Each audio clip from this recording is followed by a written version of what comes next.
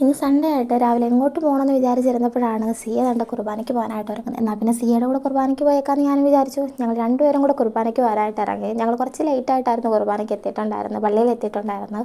ഒരു 9 മണിയുടെ കുർബാനയായിരുന്നു. ഞങ്ങളൊരു 9:15 ആയപ്പോൾ എത്തി കേട്ടോ. കുർബാന സ്റ്റാർട്ട് ചെയ്തിട്ടുണ്ടായിരുന്നു. അപ്പോൾ അവിടെ ഞങ്ങൾ കുർബാനയൊക്കെ കൂടിയിട്ട് ഞങ്ങൾ നേരെ ഇറങ്ങി. ഞാൻ ആദ്യമായിട്ടായിരുന്നു ആ പള്ളിയിൽ പോയിട്ടുണ്ടായിരുന്നത്. അപ്പോൾ എനിക്ക് അതിൻ്റെ അകമൊന്നും കണ്ടിട്ടില്ല. അപ്പോൾ ഞങ്ങൾ ഒന്നുകൂടെ കയറി അതിൻ്റെ അകമൊക്കെ ഒന്ന് കാണാനായിട്ട്.